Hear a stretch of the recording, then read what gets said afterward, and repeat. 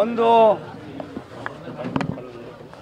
ನಾನು ಫಸ್ಟ್ ಬಂದಾಗೆ ಹೇಳಿದೆ, ಚನ್ನಪಟ್ಟಣದ ಜನ ಕೃತಜ್ಞತೆಗೆ ಮತ್ತೊಂದು ಹೆಸರು ಅನ್ನೋದನ್ನು ಬಂದ ದಿವಸ 2-3ನೇ ತಾರೀಕು ಹೇಳಿದ್ದೆ. ಅದು ಇವತ್ತು ಸಾಬೀತಾಗ್ತಾಯಿದೆ. ನಾನು ಯಾರು ಭಗೀರಥ ಮತ್ತೊಂದು ಅರ್ಥ ಇವೆಲ್ಲ ಹೇಳಕ್ಕೆ ಹೋಗಲ್ಲೇ.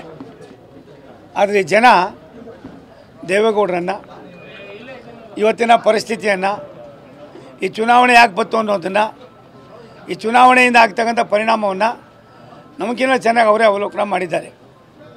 ದೇವೇಗೌಡರ ದೂರದೃಷ್ಟಿ ಚಿಂತನೆಯಿಂದ ಇವತ್ತು ನಾವು ಮಂಡ್ಯ ಗೆದ್ದಿದ್ದೀವಿ, ಕರ್ನಾಟಕದ ಕನಕಪುರ ಲೋಕಸಭಾ ಕ್ಷೇತ್ರವನ್ನು ಗೆದ್ದಿದ್ದೀವಿ, ಅನೇಕ ಕ್ಷೇತ್ರಗಳನ್ನು 14ರಲ್ಲಿ 12 ಗೆದ್ದಿದ್ದೀವಿ.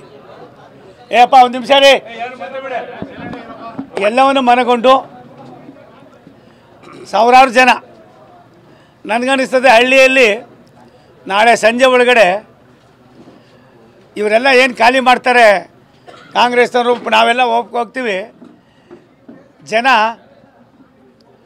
ದೇವೇಗೌಡರ ದೂರದೃಷ್ಟಿ ಚಿಂತನೆಯನ್ನು, ರಾಷ್ಟ್ರಕ್ಕೆ ದೇವೇಗೌಡರು 3ನೇ ಬಾರಿಗೆ ಪ್ರಧಾನಿ ಆಗೋದಕ್ಕೆ ನರೇಂದ್ರ ಮೋದಿಯವರನ್ನು, ಅವರ ಒಂದು ಸಂದೇಶವನ್ನು ತುಂಬ ಜನ ಮಾತನಾಡ್ತಾ ಇದ್ದಾರೆ.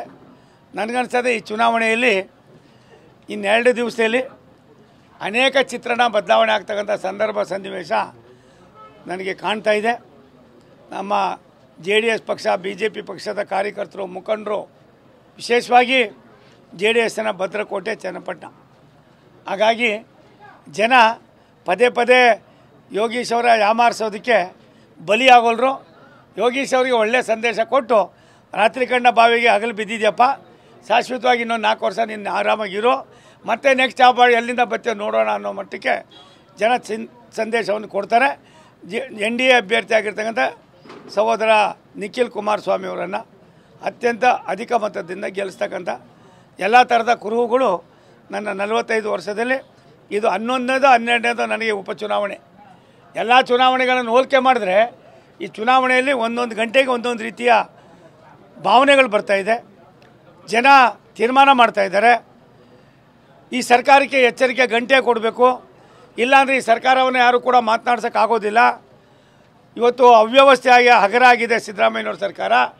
ನಾವೇನಾದ್ರು ಈ ಸರ್ಕಾರದಲ್ಲಿ ಮತ್ತೆ ಚುನಾವಣೆಯಲ್ಲಿ ಗೆಲ್ಲಿಸಿದ್ರೆ ಇವ್ರನ್ನ ಹಿಡಿಯೋಕ್ಕೆ ಆಗೋದಿಲ್ಲ, ಇನ್ನೂ ಕೂಡ ಅದು ದುಡ್ಪಟ್ಟು ಆಯ್ತದೆ ಅನ್ನೋ ಒಂದು ಮುನ್ಸೂಚನೆಯನ್ನು ಈ 3 ಕ್ಷೇತ್ರದ ಮತದಾರರು ಕೊಡ್ತಾ ಇದ್ದಾರೆ.